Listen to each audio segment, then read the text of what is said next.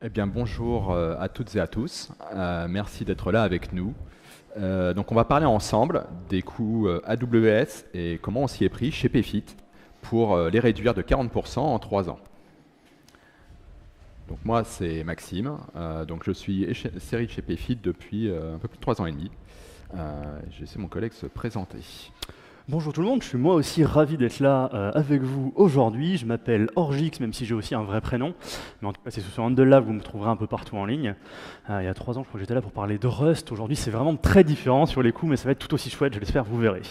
Et je suis SRE et Staff Engineer chez Payfit. Et qu'est-ce qu'on fait chez Payfit? En fait, c'est une scale-up, vous savez, les licornes qui ont bien grossi, qui fait de la gestion de fiches de paye et SIRH.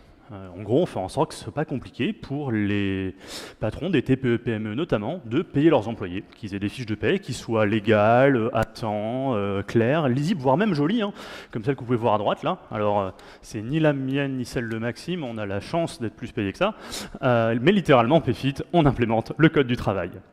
Et qu'est-ce qu'on fait ici aujourd'hui? Pourquoi est-ce qu'on vient vous parler de coûts? J'avais sorti ce graphe pour un autre talk l'année dernière. En fait, dans les coûts d'hébergement de Payfit, je ne parle pas de notre outillage interne, hein, je parle de ce qui sert à faire tourner l'application, il y a globalement deux catégories. Hein. Il y a AWS, pour à peu près 1,5 million par an, et le reste. Et ce qui est intéressant, c'est l'évolution de ces coûts. Si on regarde ce graphe, depuis le début de Payfit, à la création, en 2015-2016, bon, au début, c'était pas grand-chose. Je crois que les premiers centimes, ça doit être le nom de domaine de Payfit et quelques records sur Route 53. En plus, à cette époque-là, tout début de Payfit, il y a toutes les aides d'AWS, tous les discounts pour les startups, pour les aider et parier sur le fait que ça va marcher et que plus tard, ils continueront de consommer. Apparemment, ça marche bien, hein, la preuve. Donc pendant 3 ans, ça a grandi tranquillement, on arrive à peu près en 2018, et là, ça continue en fait, et ça continue assez sévèrement. En plus, là-dedans, il y a quelque chose qui joue énormément, c'est qu'en 2022, Payfit lève 250 millions d'euros, et puis avec les effets de bord qui viennent avec, hein, c'est-à-dire qu'on a des sous en banque, bon c'est super, oh, ce service il a l'air sympa, allez on va l'essayer, et puis voilà, ça s'ajoute, et on n'y fait pas forcément plus attention que ça. Alors bien sûr, ça continue, ça a grandi aussi parce qu'on a de plus en plus de clients. Hein. Et jusqu'à arriver à un pic de 155 962 dollars début 2023. Mais c'est à ce moment-là, du coup, on commence à y regarder et puis se dire, bon, on ne peut pas continuer cette courbe-là éternellement. Au bout d'un moment, ça va poser problème. Donc, on va mettre un peu le nez dedans, on va regarder comment reprendre le contrôle là-dessus. On n'est pas dans une dynamique où il faut couper tous les coûts à tout prix, mais vraiment reprendre le contrôle. Et ce qui est intéressant, c'est que ça a marché. En 3 ans, on le voit, on a réussi à stabiliser, on a fait à peu près moins 40% en 3 ans. Vous l'aviez deviné, c'est le titre du talk, a priori. Et ça, sans se barrer d'AWS, parce qu'on pourrait se dire, oui, on a juste été tout hébergé ailleurs. Non. Et en ayant quand même plus de business. Hein. Payfit, entre-temps, ne s'est pas cassé la gueule. Nouvelle. Sinon, pareil, on ne serait pas là à en parler. Du coup, qu'est-ce qui nous attend pour ce talk? On va vous parler un petit peu des primitives d'AWS qu'on a à notre disposition pour reprendre le contrôle sur ces coûts, des principaux points qui ont joué dans cette réduction de coûts. On va parler d'engagement, on va parler de compute, on va parler d'hygiène et de changements techniques et architecturaux. Et à la fin, on vous fera un petit résumé de tout ça. On commence par ces fameuses primitives à notre dispo. Il y en a globalement 4 grandes catégories. Premièrement, on a le modèle de facturation d'AWS lui-même, notamment tout ce qui va être service serverless, qui vont nous permettre d'avoir quelque chose de facturé au plus proche de notre usage. Deuxièmement, les engagements qu'on va pouvoir prendre pour avoir des réductions, exactement comme vous le faites peut-être avec votre opérateur téléphonique favori, où vous lui dites « oui, je m'engage pour mon forfait de téléphone pour 12 ou 24 mois pour avoir un prix moins cher ». Même concept. On a un certain nombre d'outils à notre disposition sur AWS pour aller analyser nos coûts, les comprendre et justement dans cette démarche-là, trouver en fait là où on a des leviers. Et enfin, ce n'est pas spécifique à AWS, même si ça nous le facilite, on a aussi comme corde à notre arc tous les changements technologiques et architecturaux. Commençons justement par un petit peu regarder ce qu'il y a derrière ces engagements. Il y en a 2 types. D'un côté, on a les Enterprise Discount Programs, qui est un moyen en fait de s'engager avec AWS sur la totalité de la facture sur plusieurs années. On s'engage sur un montant annuel, c'est vraiment quelque chose de très grosse maille, et ça nous permet d'avoir un certain pourcentage de réduction. Littéralement, hein, ça arrive à la fin de la facture, après tout le reste, après tous les autres engagements, tout ce que vous voulez, toutes les autres optimisations, et ça vous fait moins 10%. Malheureusement, on ne peut pas vous donner le X en question parce qu'on est sous NDA avec Amazon là-dessus. Mais sachez que ça existe et que c'est un levier que vous pouvez avoir. On va l'ignorer par contre pendant le reste du talk. Deuxième élément d'engagement, ce qu'on va appeler les saving plans, et on va les détailler juste après, mais c'est l'idée de s'engager sur certains services d'AWS avec plus ou moins de flexibilité pour plus ou moins longtemps. et avec plus ou moins de flexibilité. Côté outils d'analyse, parce que c'est important, c'est ce qui nous a permis pendant ces 3 ans, mine de rien, de comprendre un petit peu nos coûts et de surveiller que ce qu'on faisait, en fait, avait bien un impact derrière. Et ce qui nous a permis aussi de préparer ce talk aujourd'hui, grandement. Il y a notamment Cost Explorer. Alors, qui dans la salle a déjà mis les pieds sur AWS Cost Explorer? Probablement pas tant que ça, voilà. On va sur plein d'autres services, hein, mais celui-là assez peu. Du coup, un petit 101 là-dessus. Globalement, ça va juste nous permettre d'analyser nos coûts. Ici, en l'occurrence, sur 3 ans. Tout en bas à droite, on a mis un petit fil pour dire qu'on veut les coûts amortis dans la durée, pour que si on dépense quelque chose one shot en 50 jours sur la durée, on y reviendra, ça soit lissé. On va exclure tout ce qui est frais de support, crédit, taxes, parce qu'en fait, c'est pas des choses sur lesquelles on a la main en fait dans une démarche de reprise de contrôle sur les coûts. C'est des invariants dans notre système. Et on va aussi s'assurer de filtrer, c'est le carré du milieu à droite, seulement les coûts d'AWS. Parce qu'il y a aussi les coûts d'AWS Marketplace. AWS en fait fait proxy de facturation pour d'autres third parties. On s'en sert, hein, mais ce n'est pas le sujet aujourd'hui. Et quand on a Cost Explorer, on va pouvoir aller regrouper par exemple, comme c'est le cas ici, par service, et on va pouvoir ensuite aller changer par quoi est-ce qu'on regroupe, et même filtrer sur certains trucs. Par exemple, on pourrait se dire, bon, je vais aller creuser mes coûts DynamoDB et je vais regrouper ça par environnement, en l'occurrence par compte AWS. Et ouf, on est bien rassuré, on voit qu'en bleu à droite, la plupart de nos coûts DynamoDB viennent bien de notre compte de production. Si ça avait été la compte de dev, ça aurait été problématique. Évidemment, il y a plein d'autres granularités sur lesquelles on va pouvoir les filtrer, notamment des tags qu'on va mettre sur nos ressources pour aller faire des analyses par domaine métier ou par équipe. Mais c'est ça qui nous aide vraiment à du coup, comprendre et creuser nos coûts.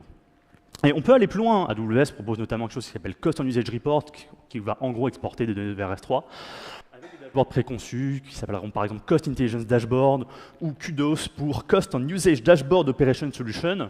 Le nom est compliqué et l'archi qui va avec aussi. Du coup, on ne s'en sert pas, on a essayé, mais on n'en a pas besoin en fait. Cost Explorer nous suffit amplement à comprendre nos coûts et à les contrôler. La preuve, on est ici à vous en parler aujourd'hui.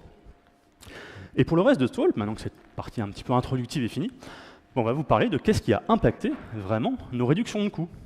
C'est-à-dire que ça, c'est la raclette, parce que c'est mieux que les diagrammes camembert, la raclette c'est meilleur. On va venir le colorier au fur et à mesure de ce talk, donc ça c'est les 40% de réduction de notre facture, et on va voir de quoi ils sont composés au fur et à mesure. On va le faire par ordre un petit peu chronologique et par ordre plus ou moins évident aussi à mener comme action. En commençant du coup par les engagements et les réductions qu'on va pouvoir avoir liées au volume qu'on utilise. Notre usage d'AWS chez Payfit, alors ce graphe date de 2025, mais c'était à peu près la même chose en 2023, c'est quand même principalement du compute, sous une forme ou une autre, pour à peu près 40%. Suivi derrière par la partie base de données, on a aussi toute la partie observabilité, stockage et réseau. Très bien, vu que le compute, c'est la plus grosse part de raclette, on va commencer par regarder de ce côté-là. Et il y a justement des saving plans sur AWS, je vous en parlais un petit peu en introduction, avec 3 choses qui vont faire varier la réduction qu'on va avoir. On va voir ce tableau-là ensemble. D'abord, on a quelque chose d'assez évident, c'est la durée sur laquelle on s'engage. En l'occurrence, 1 an ou 3 ans.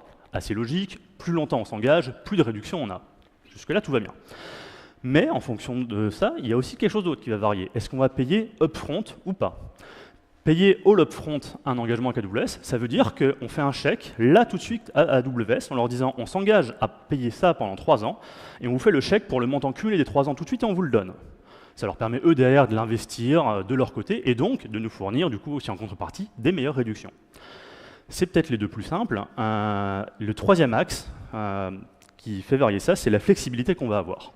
Une fois pas coutume, on va commencer par la dernière ligne de ce tableau, les EC2 Instant Saving Plan, où là, on va aller s'engager sur une famille d'instances EC2, de VM sur AWS très précise, dans la durée. Mais du coup, vu que c'est très flexible, ça permet à Amazon de nous fournir des discounts très intéressants. On monte quand même jusqu'à 63% de réduction pour du 3 ans full upfront sur des EC2 Instant Saving Plan, ce qui est juste délirant.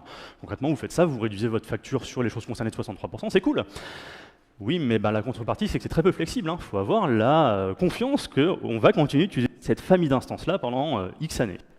Du coup, il y a quelque chose de plus flexible qu'AWS nous propose, qui sont les Compute Saving Plans, où là, ça va s'appliquer à un peu n'importe quoi comme type de compute. On n'a plus cette restriction de type d'instance, même pas une restriction en termes de service. Ça peut aller s'appliquer à de l'EC2 ou à des lambda, et en fonction, ça n'aura pas la même réduction.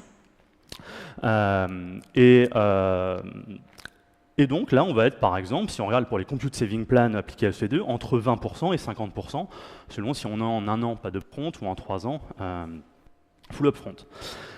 Et côté lambda, on n'arrivera que maximum à 15% de réduction, parce que lambda, c'est déjà le principe de facturer justement à l'usage. Donc, voilà. Et particularité, du coup, sur les computes, on s'engage sur un montant financier. Là où les EC2 Instant Saving Plan, c'est des types d'instances, là, on s'engage sur un nombre de dollars qu'on va dépenser, et voilà.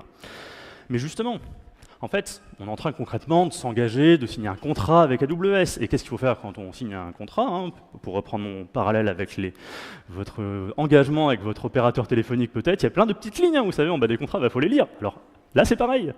L'avantage, c'est que ce n'est pas plein de petites lignes, c'est surtout une grosse parenthèse. C'est qu'on pourrait se dire assez facilement, bon, bah, je vais regarder combien de compute est-ce que j'ai consommé en dollars chaque mois pour les 6 derniers mois, je vais faire une sorte de moyenne et puis je vais m'engager là-dessus. Non, c'est pas aussi simple, c'est mesuré en dollars par heure. Et ça a un très fort impact sur quoi vous allez pouvoir vous engager de manière un petit peu constante. En particulier dans le cas de PFIT. Parce qu'en fait, on a une charge qui est très cyclique et qui varie selon 3 points. Le premier, très classique dans du B2B, hein, on a moins de charges le week-end que la semaine. Il y a, aux dernières nouvelles, assez peu de personnes qui vont gérer la paye de leur entreprise le dimanche. Plutôt bonne nouvelle. Deuxième type de cycle, des cycles un peu jour-nuit. Vous avez probablement pas souvent voir vos fiches de paye à 5 heures du mat'. C'est pareil pour nos clients. Et le troisième est un peu plus particulier, c'est qu'en fait, à la fin du mois, c'est la période où les entreprises payent leurs employés. Entre le 25 du mois et le 5 du mois suivant, on a une charge qui est plus élevée que le reste du mois. Et globalement, tout ça, ce que ça veut dire, c'est que c'est pas si évident que ça. On peut juste dire, on va s'engager sur X dollars par mois de manière constante. On pourrait prendre le pic, là, par exemple, en haut de notre pic de période de paye, et s'engager là-dessus. Oui, mais ça veut dire que du coup, tout le reste du temps, en fait, on ferait de l'overcommitment, on surpayerait ça alors qu'on s'en servirait pas. Du coup, c'est nécessaire de trouver des optimums globaux et pas juste locaux là-dessus.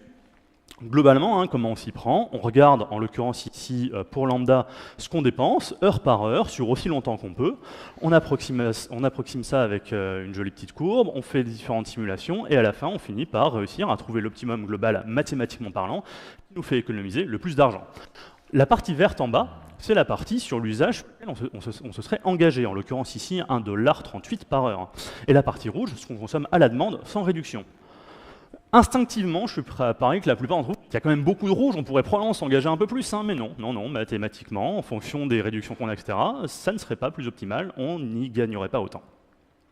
Et du coup, à quoi ça ressemble, les compute saving plans aujourd'hui chez PFIT? Déjà, on a la chance de pouvoir s'engager sur 3 ans, full upfront, sur tous nos commitments du genre. Déjà parce qu'on est serein dans notre stratégie technique, et en fait que oui, dans 3 ans, on sera toujours sur AWS, qu'on va continuer de s'en servir, et on a de la visibilité à cette période-là.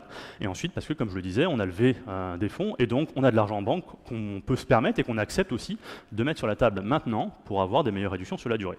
Donc 3 ans full upfront, ce qui fait que, selon si on est sur des lambda globalement ou le C2, on va avoir entre 15 et 50% de réduction.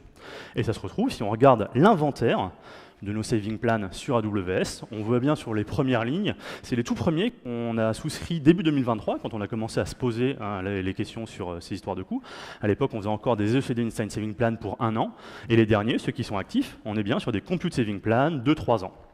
Il y en a un petit paumé il y en a un petit qui est perdu là, un petit EC2 Instant Saving Plan pour du R5. C'est une base de données encore self-hosted pour l'instant, mais qui disparaît tranquillement. Et on a vu les 40% de compute là du début. Et le deuxième, quelqu'un se rappelle ce que c'était dans notre utilisation d'AWS? Les bases de données, merci.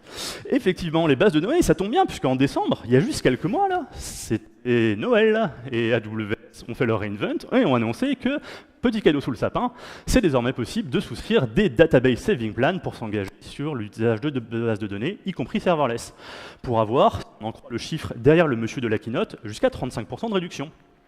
Et on l'a fait, ça, il y a 3 semaines, en fait. Il y a 3 semaines, on était sur AWS et on a souscrit ça. Et puis, d'ailleurs, je vous propose qu'on le fasse ensemble. Il y a toute une partie recommandation en plus. Vous lui demandez, tiens, va m'analyser les 60 derniers jours de consommation avec ces paramètres-là. Alors, pour les database saving plans, c'est que sur 1 an maximum, malheureusement. Sinon, on l'aurait probablement fait sur 3 ans. Et ça allait nous sortir ce genre de graphe.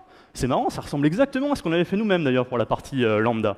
Et ça va nous dire que, là, en l'occurrence, on pourrait économiser à peu près 3000 $ par mois en s'engageant sur 1 an, ce qui correspond à peu près à 29% de notre facture à ce moment-là. Et meilleure expérience de e-commerce, hein, c'est exactement comme si vous alliez commander des fringues sur le net. Hein, vous avez un petit bouton ajouter au panier en bas à droite, ici pour 8,07 $ par heure. Puis bah, vous cliquez dessus et puis c'est parti, vous n'avez plus qu'à passer à la caisse. Vous cliquez et paf, vous venez de vous engager à dépenser 76 000 $ sur l'année à venir en base de données sur AWS pour avoir 30% de discount des 110 000 à peu près à l'année que vous aviez avant. C'est super. On le retrouve d'ailleurs à la fin dans notre liste de saving plan, il vient de rejoindre ses copains. Et du coup, ben, on va remplir notre raclette au fur et à mesure. Tout ça, ça compte pour à peu près 13% dans la totalité des réductions qu'on a menées pendant ces 3 dernières années. Alors, les lambda, la partie Compute Saving Plan appliquée au lambda est assez minime au final, parce que c'est 15%, c'est quelque chose de déjà très optimisé. Ça pèse assez peu dans la balance. Et puis les Database Saving Plan dont je viens de parler, ben, on les a souscrits il y a 3 semaines. Donc, assez logiquement, ça n'apparaît pas dans la part de réduction de ces 3 dernières années. Et je viens de vous parler de choses qui intéressent peut-être même plus des CFO que des devs, hein, et on est quand même à Tour Tech. Du coup, je vais passer la zapette à Maxime pour vous parler d'un truc un peu plus technique et peut-être un peu plus intéressant pour vous, qui est comment on a réduit et optimisé l'usage de compute. Oui, donc moi je vous parlais de la partie compute et bah, plus précisément la compute, la grosse partie se fait le C2 et chez nous, chez Payfit, on utilise Kubernetes. Donc l'usage de Kubernetes utilise principalement le EC2.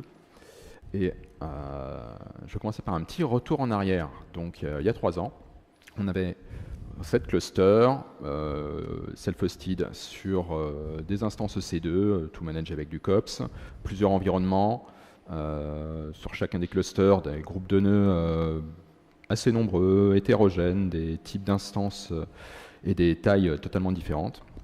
Donc c'était des clusters assez peu standardisés. Les limites de ce modèle, en gros, c'est qu'on pouvait avoir peu de mutualisation dans les ressources, donc des groupes avec un certain nombre d'instances, peu d'applications dessus et réparties de manière spécialisée, mais on pouvait avoir des groupes où il y avait des instances qui tournaient mais aucun workload dessus, mais bon, voilà, il faut avoir une machine qui tourne dessus, bah, voilà, il faut un minimum, donc c'est pas du tout optimal pour le coup. Et toute cette complexité fait qu'on avait aussi une difficulté d'évolution pour la suite. Ce qui a été assez game changer dans notre utilisation du compute, c'est passer à JKS et à Carpenter. Donc la partie IKS nous a aidé à réduire notre charge opérationnelle.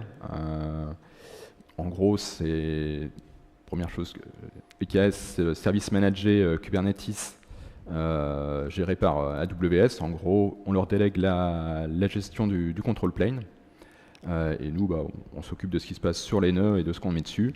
Et Carpenter, c'est un ordonnanceur d'instances, de nœuds, qui va s'occuper de provisionner, déprovisionner les nœuds.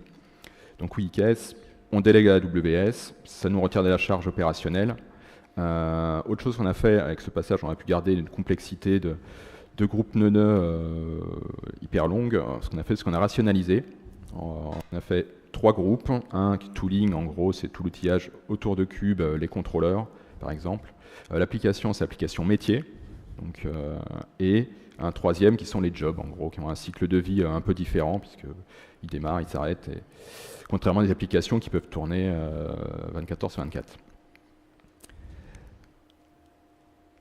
Et grâce du coup, à IKS et Carpenter, on peut avoir un approvisionnement dynamique, en gros en fonction des besoins. Une application a besoin de beaucoup de CPU, peu de mémoire, beaucoup de mémoire. Carpenter va pouvoir choisir, pas sur un type d'instance figée, mais peut-être des instances plus CPU, plus mémoire, petites, grandes. On y met un nombre de caractéristiques qu'il peut choisir et c'est lui qui va faire le meilleur choix. Il a aussi une fonctionnalité de pouvoir consolider. En gros, il voit plusieurs nœuds avec quelques applications. Il va se dire, ça je peux les regrouper. Donc il va regrouper sur l'instance et déprovisionner une instance qui ne servira plus. Il peut aussi, en gros, il va scaler par rapport à des besoins réels. Par exemple, des jobs. Si pendant 1 heure, il n'y a pas de job, il n'y a pas besoin d'avoir de machines qui tournent. Donc ça, il est tout à fait capable de le gérer. Et avec ça, on a réussi à avoir quelque chose de beaucoup plus optimal au niveau du compute, de notre usage EC2 dans Kubernetes. Mais on s'est dit, est-ce qu'on peut aller plus loin dans cette idée d'optimisation des coûts? Et j'ai été trop vite. Et je vais vous parler des instances Spot chez AWS. Donc qu'est-ce que c'est les instances Spot? En gros, c'est des instances EC2 qui sont de la capacité inutilisée et qui est proposée à un coût réduit. La contrepartie, c'est que c'est interruptible par AWS à tout moment.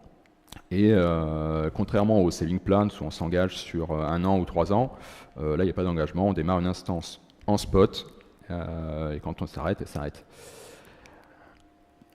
Les points d'attention à avoir sur Spot, donc dû à cette contrepartie d'interruption par AWS, en gros, ce qui se passe, c'est qu'AWS va émettre une notification, dire « Hey, j'ai besoin de récupérer l'instance pour des besoins, on dirait une demande. » Et à partir de là, on a 2 minutes pour redonner la machine à AWS, parce que sinon, AWS va l'arrêter dans tous les cas. L'avantage de Carpenter, c'est que lui va surveiller ces notifications et va déclencher le drain du nœud, en gros, va dire aux applications qui tournent sur la machine, il va falloir vous arrêter parce que j'ai besoin de récupérer le nœud. À partir de là, les applications reçoivent leur signal d'extinction, commencent à arrêter leur requête et vont ensuite être reprogrammées via le scheduler de Kubernetes sur d'autres machines et potentiellement aussi sur d'autres zones de disponibilité. Donc ça c'est bien, mais il faut des applications qui puissent être reschedulées ailleurs, qui puissent s'arrêter en moins de 2 minutes. Donc plus adapté à des applications qui vont être stateless, plutôt que des choses stateful qui peuvent être attachées à une zone ou mettre du temps à s'arrêter. Mais ça tombe bien, chez PFIT, on a quand même une grosse partie de choses qui sont stateless. Le petit point d'attention aussi pour Spot, vu que c'est de la capacité inutilisée, potentiellement, si à un moment ils ont besoin de toute la disponibilité, il faut pouvoir avoir une capacité de repli sur de l'on-demand. Donc c'est aussi une chose qui est gérée par Carpenter. Donc ça tombe bien. Niveau coût, niveau réduction, on est entre 50 et 65% dans les régions sur lesquelles on utilise Kubernetes. Ce qui fait en gros un bon discount qui peut égaler à peu près le saving plans C2 par exemple. Et côté de notre usage, en gros, bien actuellement, sur tous nos environnements, on est autour de 75% d'utilisation spot, une vingtaine de pourcents qui est couvert par du saving plans, et on a un peu d'on-demand, qui est en gros une variable d'ajustement au fil des mois pour un petit filet de sécurité, besoin un peu extra supplémentaire. Donc la question que vous pourriez vous poser, c'est bien, mais bon, c'est pas dangereux d'avoir cette épée de Damoclès au-dessus de la tête, de pouvoir s'arrêter en moins de 2 minutes sur de la production, par exemple. Si on respecte les points que j'ai cités précédemment, vraiment, il n'y a pas de raison particulière, et c'est ce qu'on fait chez PFIT. Et donc notre usage de production est même plus important que si on regarde tous nos environnements. Donc en production, on est plutôt autour de 85% d'utilisation de spot. Donc là, on a quelque chose d'assez optimisé niveau usage EC2 pour Cube. Niveau coût, on a des choses aussi assez intéressantes avec les spots, entre autres. Et on se dit, est-ce qu'on ne peut pas déléguer un peu plus à AWS? Parce que la promesse d'AWS, c'est un peu, on délègue des choses, en contrepartie, il l'optimise mieux et on peut avoir un gain en coût. Et donc, on s'est penché sur IKS Automode, qui est une fonctionnalité introduite il y a à peu près 1 an par AWS, qui est en gros de déléguer la gestion des nœuds à AWS. Nous, on s'occupe de l'applicatif qui va tourner dessus, mais c'est eux qui gèrent la partie nœud avec un certain nombre de composants inclus. Donc AWS nous avait fourni un simulateur, histoire de regarder ce qu'on pourrait gagner. Donc on a rentré nos petites valeurs dans ce simulateur et finalement on a décidé de ne pas l'utiliser parce que en gros on a une économie de de moins 9,5%, donc un coût supplémentaire de 9,5%, même si le petit chiffre est vert, il est négatif, et vu que c'est une réduction, ça sera un coût supplémentaire. Autre chose, c'est que les fonctionnalités mises à dispo, c'est des choses qui sont en place, qui sont stables et maîtrisées chez nous. Du coup, l'utilité n'est pas intéressante sur le moment. C'est pas dit qu'on n'y reviendra pas, en fonction de l'évolution du prix, en fonction des fonctionnalités. Donc après, en fonction de de votre usage, ça peut avoir un intérêt. Potentiellement, si on l'avait eu il y a 3 ans, on aurait potentiellement été dessus. Mais là où on en est maintenant, ça n'a plus l'intérêt qu'il y avait il y a 3 ans. Donc je t'ai pas mal parlé de l'optimisation au niveau des instances et au niveau de Cube, j'allais un peu dire plus granulaire au niveau applicatif.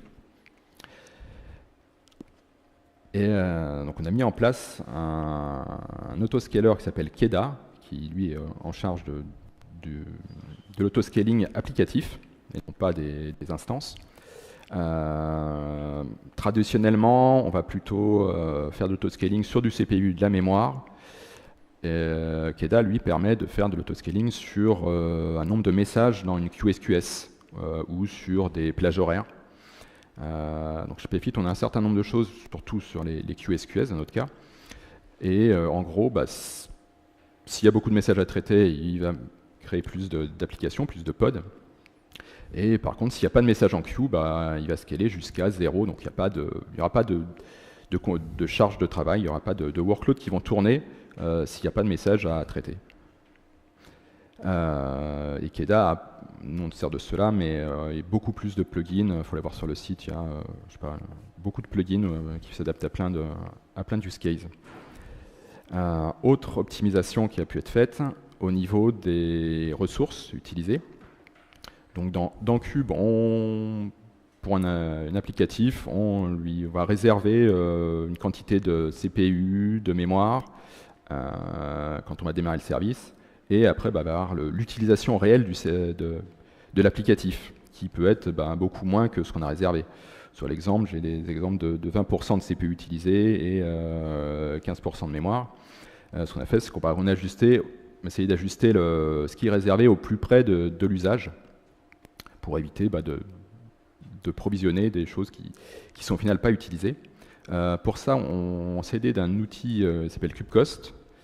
Ça nous a permis de nous familiariser avec les ajustements possibles, mais au final, avec manque de viabilité dans l'implémentation et sur certains résultats, ce qui a eu le plus d'impact, en gros, au niveau des équipes, c'était des dashboards qui faisaient un ratio entre l'usage et ce qui était réservé. Chacun a pu ajuster au mieux et ça a permis de beaucoup réduire le gaspillage, on va dire. Et globalement, ce qui nous donne ce petit graphe sur les 3 dernières années du compute Kubernetes pour la production. Donc on pouvait aller autour de 24 000, presque 24 000 $ par mois, où on a stabilisé ça en dessous des 6 000 $. Et on reste assez stable depuis une bonne année et demie, quoi. Donc voyons notre petite meule de raclette. Donc voyons quelle partie on va découvrir. Donc en gros, c'est celle-ci, qui est autour de 9,8% d'économie sur la partie EC2 appliquée à Kubernetes. Et je vais vous parler d'une autre partie qui est l'hygiène et la réduction du gâchis. Donc en gros, l'hygiène, qu'est-ce que c'est? Ça va être potentiellement de revoir des choix ou des utilisations de configuration qui ont été faites, qui ont été laissées par défaut quand on a mis en place un service. On dit, on va utiliser ça, ça a l'air bien, ça fonctionne bien, c'est cool. Mais généralement, potentiellement, les configurations ont été laissées par défaut. L'idée, c'est de voir s'il y a moyen d'optimiser ou aussi voilà, pour l'instant, on met ça, on verra pour nettoyer les choses plus tard. C'est aussi revenir là-dessus et voir si justement on peut nettoyer maintenant. Et je vais faire un focus sur la partie S3, qui est un service de stockage d'objets AWS. Donc petite question, Combien, en juillet 2023, quel pourcentage d'objets on a supprimé sur notre compte de production? Est-ce que vous avez Allez-y, balancez des chiffres. 0 80%? 0 Bon, on est entre les deux. Hein. Quelque part entre 0 et 100%. Non, on a supprimé 62% de nos fichiers sur nos buckets S3 de production. Donc pour un total de 147 Tera. De manière volontaire, c'était calculé, c'était prévu, ça n'a pas créé d'incident. Et néanmoins, ça permet une économie avec juste de supprimer des choses qui ne servaient plus.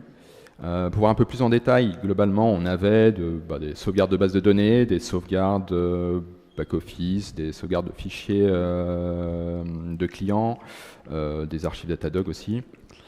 Et la partie sur laquelle on a agi, c'est les deux parties qui sont avec le petit balai. Donc des sauvegardes, parce qu'on a soit des sauvegardes redondantes, potentiellement il y a des choses qui sont déjà gérées dans les sauvegardes de base de données, donc pas besoin de les re-sauvegarder sous une autre forme ailleurs. Aussi des choses qui avaient pu être décommissionnées. La base de données n'existe plus, mais on a gardé les sauvegardes qui y étaient liées. Sur certains autres aspects, on a aussi accepté de ne pas forcément avoir une sauvegarde, mais de simplement garder un historique via du versionning dans S3. Et pas besoin de garder une sauvegarde supplémentaire. Bon, pour CD, on a utilisé principalement StorageLens, qui est à dispo sur AWS, et qui permet de montrer de l'usage S3 et un certain nombre de métriques intéressantes au niveau d'un compte ou de toute l'organisation, potentiellement d'obtenir aussi des top 5, top 10 des buckets les plus chers, des choses comme ça. Voilà, on a des catégories où on peut avoir du cost optimization. Donc c'est très utile. Je vais aussi vous parler d'un deuxième truc intéressant sur S3, qu'en gros les storage classes, en gros c'est les objets stockés dans S3 sont stockés selon un type d'accès qui peut être différent. Donc on va avoir du S3 standard, qui est en gros plutôt l'usage général, c'est un peu l'usage par défaut, qui est prévu pour des données qui sont utilisées assez fréquemment, qui est du coup ce qui va coûter le plus cher. On va avoir des choses comme du standard infrequent access, donc c'est toujours plutôt de l'usage général, mais où les données sont peu consultées, donc c'est un peu moins cher. Et on a aussi du S3 glacier instant retrieval, où c'est un usage qui est plutôt pour du long terme et où on peut avoir quelques récupérations dans l'année, mais voilà, pas au quotidien. Donc ça, c'est ce qui va être, on va dire, moins cher. Il y a d'autres classes, mais je n'ai pas tout précisé ici, surtout sur ceux-là, pour la suite de la présentation. Et je vous parlais du bucket S3 d'archives Datadog qu'on avait dans le petit camembert quelques slides précédentes. Donc en gros, c'est 50 Tera sur 6 ans, stocké en S3 standard.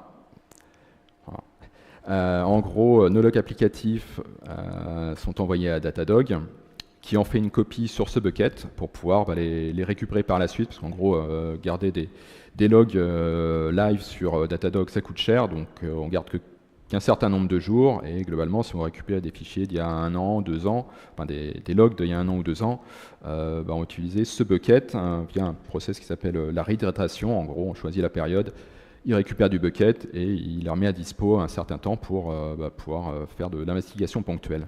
Donc, c'est principalement des données qui sont peu utilisées, ou en gros à peu près 500 gigas par mois, mais c'est pas beaucoup par rapport aux 50 Tera qui sont stockés. Donc ce qu'on a fait, c'est qu'on a mis une transition automatique vers Glacier Instant Retrieval, donc une storage class moins chère au bout de 2 jours. Ça n'a pas demandé de changement applicatif, ça n'a pas eu besoin de suppression d'objets non plus. Mais ça nous a fait une réduction en gros au niveau du compte AWS qui héberge ce bucket, on était autour de $1400 avant, et on est passé ensuite autour de 700 $, donc réduction de moitié, sans supprimer d'objets, juste utiliser une classe d'objets plus appropriée. On a eu un coût ponctuel de 140 $ pour la transition, mais ce qui est couvert en même pas 8 jours au prix précédent. Reprenons notre petite meule, où qu'est-ce qu'on va découvrir? C'est cette partie-là, qui est à peu près 7,2% des 40% de réduction faite. Et je vais repasser la zapette pour la suite de cette présentation et de la partie hygiène à Orgix. Du coup, comme on l'a vu, des fois il y a des choses qui restent dans un coin, qu'on a oublié, qui ne servent pas à grand chose et dont on peut se passer sans que ça pose problème. Et il y en a plein d'autres en fait dans la catégorie hygiène de ce genre-là. Typiquement, on en a un petit peu parlé dans le contexte des choses sur S3, mais ce n'était pas que sur S3, tout ce qui est backup.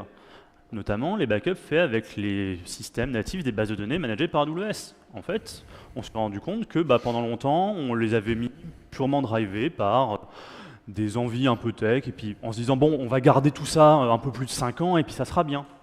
Mais en fait, le fait de revoir ces cycles de vie, de revoir les durées de vie de ces backups, ça nous a permis déjà d'en enlever énormément, et accessoirement, c'est aussi un petit peu mieux pour nos clients, même d'un point de vue RGPD. Il y a des données, on est content de ne pas les garder plus longtemps, c'est mieux pour nos clients. Après, ces changements-là, c'est quelque chose qui s'est fait plus dans la durée, pour le coup. C'est pas comme les storage classes où on peut agir assez rapidement. Il y a besoin, des fois, de s'aligner avec le métier pour demander, OK, c'est quoi les cas de recovery de nos clients qui sont partis, par exemple, qu'on peut avoir? Ou de s'aligner avec le côté légal pour s'assurer que, par contre, ce qu'on a besoin de garder longtemps, on le garde vraiment longtemps, on ne va pas le supprimer et être dans la galère après. Pour ça, les primitives d'AWS aident énormément, et pour le faire à plus large échelle sur les différentes bases de données, AWS Backup, j'en reparlerai un petit peu plus tard, aide énormément aussi.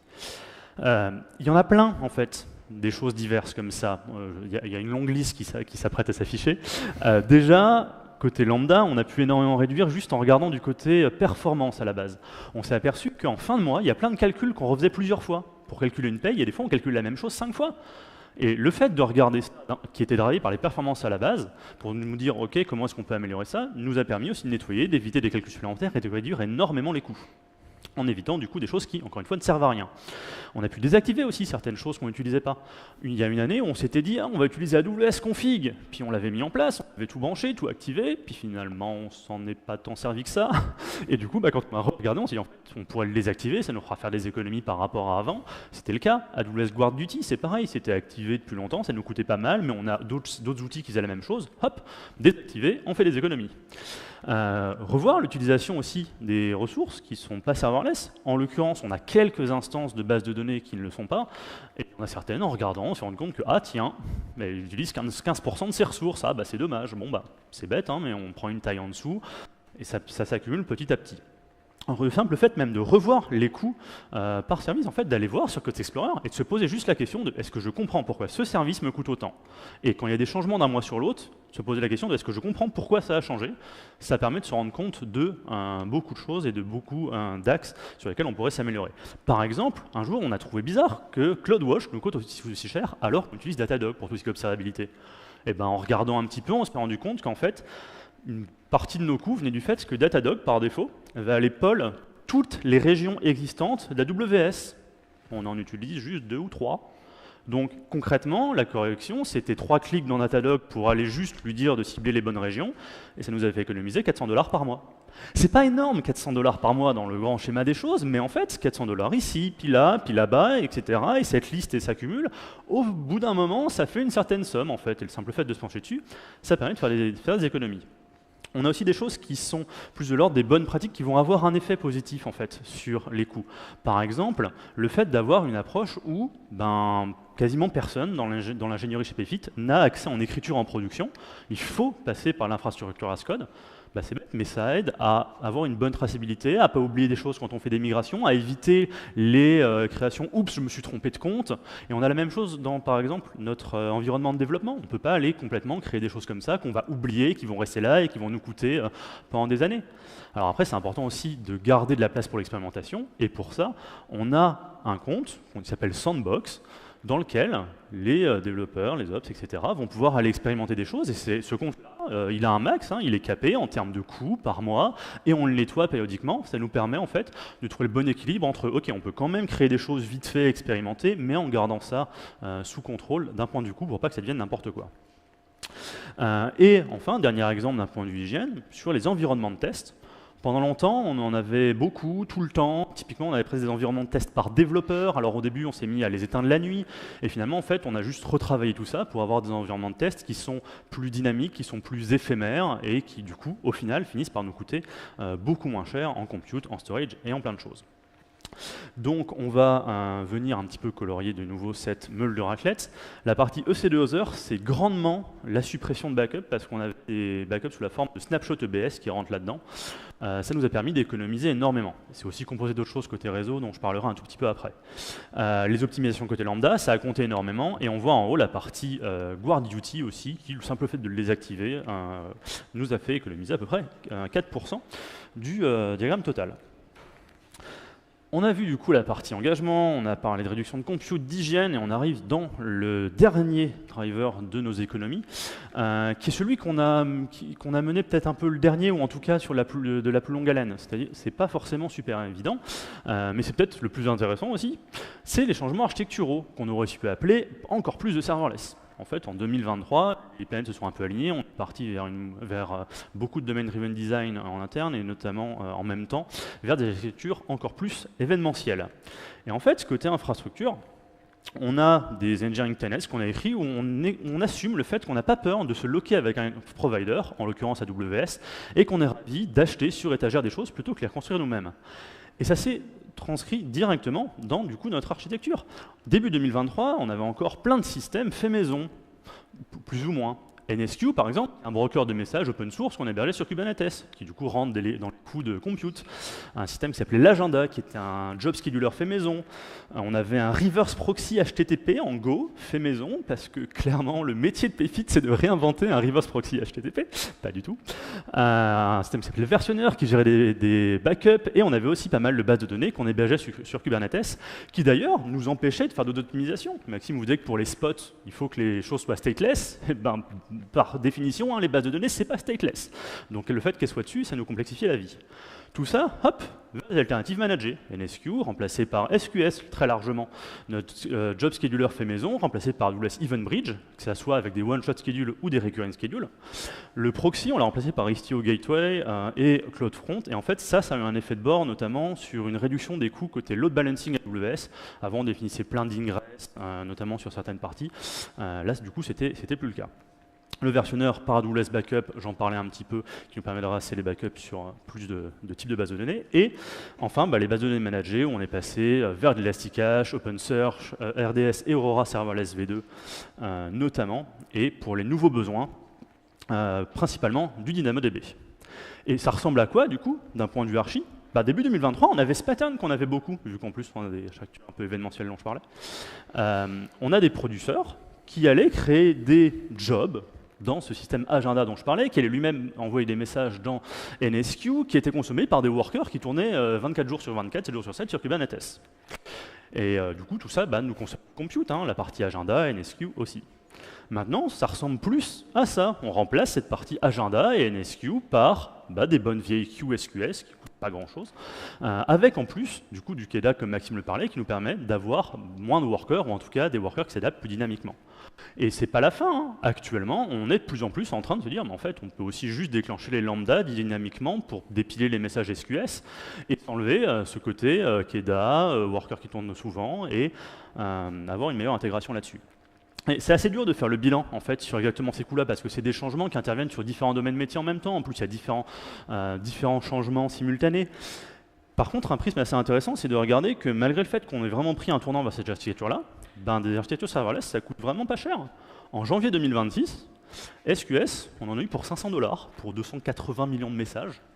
SNS, on est quasiment sur le free tier, ça nous a coûté 40 $ pour 320 millions de messages. Côté DynamoDB, on pourrait se dire que 1300 $ pour un mois, c'est cher, mais d'un autre côté, on stocke quand même 10 Tera de données dans DynamoDB. Et pareil, côté S3, on a vu qu'on avait largement pu réduire, et ça nous coûte quand même encore 2000 $ par mois. Ouais, mais c'est 2000 $ pour 162 Tera de données. honnêtement, par rapport à la valeur que ça nous apporte, tout ça, c'est plutôt pas cher payé. Donc ça fonctionne plutôt bien. Et qu'est-ce que ça vient colorier? Eh bien, principalement cette partie-là, globalement, cette partie architecture nous a fait gagner à peu près 10% de coûts, si on devait l'estimer, avec du coup les load balancers dont je parlais, la sortie de ces load balancers et de la partie un peu fait maison, qui compte pour 5%. Du coup, pour conclure tout ça, il y en a sans doute donc, parmi vous qui ont l'œil un petit peu affûté, qui ont remarqué qu'il y a une partie où il reste quelques points d'interrogation sur ce schéma, sur cette super raclette. J'ai le déplaisir de vous annoncer qu'en fait on vous a menti. Non, pas complètement, je vous rassure. En fait, ça c'était du Redshift. Et ça, on l'a sorti d'AWS. On est parti sur Snowflake, ça nous coûte d'ailleurs moins cher avec Snowflake. Mais du coup, c'est pas complètement les 40% de réduction de coûts sans quitter AWS. Il y a une petite partie là-dedans où c'est pour cette partie-là, on a quitté AWS. Voilà. Mais la plupart de ces 40% de réduction de coûts, 37%, quelque chose comme ça, sont bien en restant sur AWS. Et on a encore plein de choses à faire sur la réduction de coûts. Par exemple, côté Elasticache, on a des instances Redis qui tournent 24 jours sur 7. On passera probablement vers du Valky serverless un jour. Les database saving plans qu'on vient de souscrire, c'est probablement pas le plus optimisé là tout de suite, même si on a fait au mieux. On va voir comment ça évolue, on ajustera, on en souscrira de nouveau au fur et à mesure que ça évoluera. Et peut-être qu'un jour d'ailleurs, ça se trouve dans un an, AWS propose de s'engager sur 3 ans full upfront et on signe et ça nous fait encore plus d'économies pour les années à venir. Le KS Automode dont Maxime parlait, qu'on n'a pas pris parce que ça nous aurait coûté plus cher, ça se trouve, ils vont continuer de l'améliorer et ça finira par pas avoir de surcoût, par être un peu plus optimisé, on passera dessus. Pareil, on passera sur de l'ARM un jour. La question c'est pas si, la question c'est quand. On a déjà essayé, il y a 1 an et demi, de passer nos workloads vers de l'ARM. En l'occurrence, on ne l'a pas fait in fine parce qu'on avait quelques problèmes de stabilité dessus, mais ça arrivera. On sait qu'un jour on passera vers de l'ARM et que juste ça nous coûtera moins cher en compute. On sait qu'on peut aussi prêter plus d'attention aux données hors production. On a énormément de données qui sont accumulées dans les environnements de staging, par exemple, pour des tests, qu'on pourrait massivement réduire pour réduire les coûts de stockage. Et qu'on va continuer aussi à avoir de plus en plus de serverless et du coup de moins en moins de Kubernetes, même si c'est parti pour quand même rester un bon moment. Autre exemple, le lifecycle des images Docker qu'on stocke dans ECR. On a déjà fait, pendant ces 3 années d'ailleurs, des revues de ça pour s'assurer de ne pas trop en garder, mais on peut faire encore mieux et ça nous coûtera encore moins cher le jour où on sera penché dessus. C'est une question de quand est-ce qu'on le priorisera, en gros. Pareil côté CloudWatch, on peut encore réduire des choses, ça nous coûte encore un petit peu trop cher. Et toujours moins de fait maison. Donc il y a encore plein de choses qu'on peut faire, mais ce que vous pourriez retenir du coup de Stalk, si vous voulez avoir une démarche un peu similaire, déjà, pensez à surveiller vos coûts et vous assurer de les comprendre pourquoi quelque chose vous coûte de l'argent et pourquoi il y a certains changements. Le simple fait de vous pencher dessus, ça aide. Exemple, en préparant Stalk avec Maxime, la slide sur AWS S3 Storage Lens, vous n'y avez probablement pas prêté attention, mais la toute dernière ligne, ça parlait des multipart uploads, donc des fichiers uploadés en plusieurs parties, que ce n'était pas terminé depuis plus de 7 jours. Ça nous disait globalement qu'il y a 500 gigas de données sur S3 qu'on peut juste supprimer là comme ça en claquant des doigts et ça n'aura aucun impact. Ça ne va pas nous faire économiser des 100 et des 1000, mais le simple fait qu'on soit penché dessus, qu'on ait regardé, on s'est rendu compte que, ah oui, tiens, là il y a des choses qu'on peut élaguer. Et d'ailleurs, dans cette démarche de surveillance, donner de la visibilité aux équipes via du tagging des ressources. Engagez-vous dans la durée pour avoir des réductions avec AWS, il y a des saving plans, si vous pouvez vous le permettre financièrement et que vous avez la visibilité dans le futur. Dans tous les cas, adapter au maximum la configuration à votre usage, ça peut passer notamment par le fait de favoriser de l'architecture serverless. Et pour ce qui ne peut pas être sur du serverless et qui doit rester sur des bonnes vieilles VM, les spot instances, c'est cool, mangez-en. Tirer parti des primitives d'optimisation de chaque service. On a donné l'exemple avec les storage tiers de S3, il y a aussi la même chose sur AWS Backup et sur d'autres choses. Faites attention, quand vous décommissionnez des choses, ça va très vite de décommissionner partiellement. Non, décommissionner un service, ce n'est pas juste archiver le dépôt sur GitHub. Il y a en général pas mal de choses à supprimer. Au final, nous, dans cette démarche de réduction, on vous a parlé quand même de pas mal de choses, mais ça a demandé assez peu d'efforts à fournir pour la plupart des équipes. À part peut-être la partie un petit peu s'assurer de se terminer correctement en 2 minutes, globalement c'était plutôt transparent et ça s'est plutôt géré côté plateforme de notre côté. Et en tout cas, nous, la conclusion qu'on en tire, c'est qu'on peut avoir des coûts qui soient maîtrisés sans pour autant aller sacrifier le côté résilience. On ne vous a pas parlé de tourner sur moins de zones de disponibilité ou d'avoir des moins bonnes performances, même au contraire, on est plus stable et plus performant qu'avant, et en plus à moins cher. Donc c'est plutôt cool. Donc on a réussi en 3 ans à réduire du coup de 40% nos coûts d'AWS tout en ayant plus de business, plus de users et pour autant sans quitter AWS. On apprécierait énormément que vous nous donniez votre feedback avec le petit QR code ici et vous aurez les slides juste après le talk sur le Blue Sky de PayFit. Merci beaucoup de nous avoir écoutés.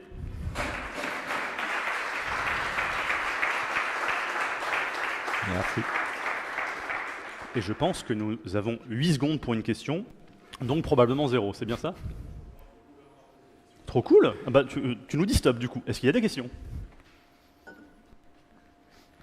Non, vraiment. Pour une fois qu'on a le temps pour les questions, d'habitude on fait trop long. Oui. Sûr?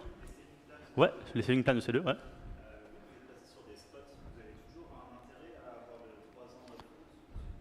Alors, je répète la question. Pour les saving plans côté EC2, est-ce qu'on a toujours intérêt à avoir du 3 ans full upfront, sachant qu'on est massivement passé sur des spots? Beaucoup moins? Non, quasi pas. En fait, on a toujours des choses. C'est des choses qu'on a souscrit aussi il y a un moment. On n'était pas forcément encore complètement passé sur du spot, des choses qu'on a renouvelées. Et comme je le disais, on a encore aussi certaines bases de données qui tournent. Par exemple, je parlais de NSQ, on a supprimé la plupart de l'usage. Il en reste quand même un peu, ça tourne toujours. Ça, c'est pas sur du spot. Donc ça, on s'engage encore dessus. Mais ça va complètement sauter. À terme, effectivement, peut-être qu'un jour, on aura plus de compute saving plan pour la partie EC2 parce qu'on aura quasiment tout en spot. On en aura pour la partie lambda, mais voilà. On peut avoir des workloads qui ont besoin de plus de 2 minutes pour s'arrêter. On aura moins de compute saving plans, mais on a toujours un petit filet, je pense, qui restera, oui.